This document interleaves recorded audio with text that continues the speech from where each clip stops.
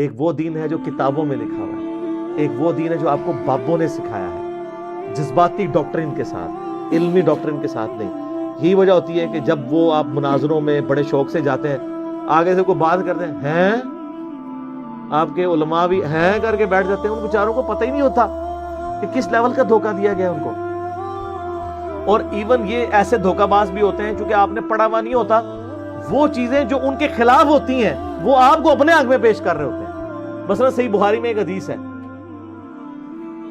اب ڈاکٹر سرار صاحب بھی اس کو کوٹ کرتے تھے، لیکن ڈاکٹر سرار صاحب بھی حدیث کے معاملے میں کمزور تھے، اور وہ کہتے ہیں جی وہ مجھے ایک قادیانی ملا، ڈاکٹر سرار صاحب نے یہ واقعہ سنایا۔ جب وہ قرآن میں آیت آتی ہے نا سورہ الزخرف میں، قل ان کان للرحمن ولد فانا اول العابدین، اے نبی تم فرماؤ اگر اللہ کا کوئی بیٹا ہوتا سب سے پہلے میں اسے پوچھتا۔ تو بیان القرآن میں ڈاکٹر سرار صاحب جب اس آیت پہ پہنچے نا تو انہوں نے کہا جی میرے ساتھ ایک دفعہ ایک قادیانی ملا۔ اس سے ایک واقعہ بھی ہے میری زندگی کا۔ ٹورنٹو میں ایک قادیانی سے بحث ہوئی تھی، اس نے کہا کہ حضور نے فرمایا تھا کہ اگر ابراہیم میرے بیٹے زندہ رہتے تو یہ نبی ہوتے، لو عاش ابراہیم لکان نبی۔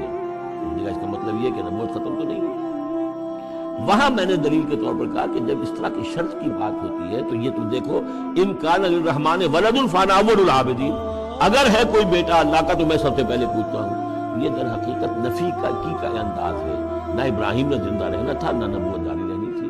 وہ تو حضور نے اس بات کے حوالے سے بالکل اسی طریقے سے تو اس کو مانا کہ واقعتاً آپ کی دلیل جو ہے وہ مضبوط ہے۔ انگلینڈ میں یا امریکہ میں، اور اس نے مجھے کہا کہ جی بخاری میں حدیث ہے کہ اگر حضرت ابراہیم علیہ السلام، جو نبی علیہ السلام کا ایک بیٹا تھا ابراہیم، اگر یہ بڑا ہوتا تو اس نے پیغمبر بننا تھا۔ تو یہ بخاری کی حدیث اس بات کا ثبوت ہے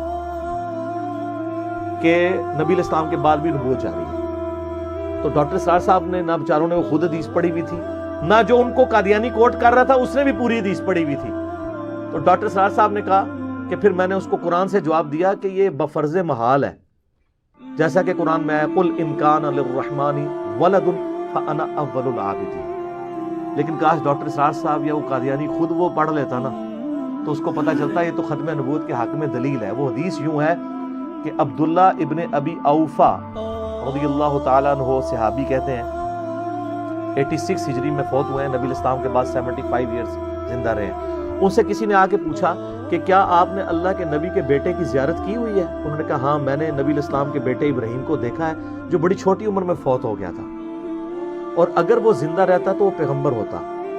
بس اتنی یہ لوگوں نے سنی ہوئی ہے۔ اس کے آگے پتہ کیا لکھا ہے؟ وہ کہتے ہیں چونکہ نبی علیہ السلام آخری پیغمبر ہے اس لیے اللہ تعالیٰ نے ان کے بیٹے کو جوانی تک پہنچنے ہی نہیں دیا، اس سے پہلے ہی موت دے دی۔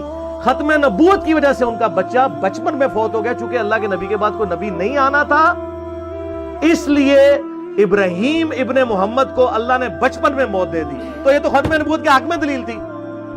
تو وہ آدھی وہ بخاری میں لکھا ہے کہ ابراہیم اگر زندہ رہتا تو وہ نبی بنتا۔ آگے بھی تو پڑھو، عبداللہ ابن ابی اوفا کیا کہہ رہے ہیں کہ وہ بچہ فوت اس لیے ہوا ہے کہ چونکہ ختم نبوت ہو چکی ہے تو آپ کا بچہ جوانی کو پہنچے گا نہیں۔ اب آپ کو وہ آیت سمجھ آئے گی، سورہ الاحزاب آیت نمبر 40، ما کان محمد ابا احد من رجالکم ولکن رسول اللہ وخاتم النبیین۔ محمد تم مردوں میں کسی کے باپ نہیں ہے، ان کا کوئی بچہ مرد نہیں بنے گا، کیونکہ مرد بنتا تو پیغمبر بھی ہوتا، پروٹوکول دیتا نا اللہ۔ اگر ابراہیم کا بچہ پیغمبر ہے تو محمد رسول اللہ کا بچہ پیغمبر کیوں نہ ہوتا؟ تو اللہ تعالیٰ نے کوئی بچہ جوانی تک جانے نہیں دیا، کسی مرد کے باپ نہیں ہے، نہ زید ابن محمد جن کو کہا جاتا تھا ان کے باپ ہے، نہ کسی اور مرد کے باپ ہے، ولیکن رسول اللہ و خاتم النبیین، وہ تو اللہ کے رسول ہیں اور نبوت کی مہر ہے، اور مہر ڈاکومنٹ کے اینڈ پہ لگائی جاتی ہے، اس کے بعد سیل آف دا پروفٹ بھی ہے اور سٹیمپ آف دا پروفٹ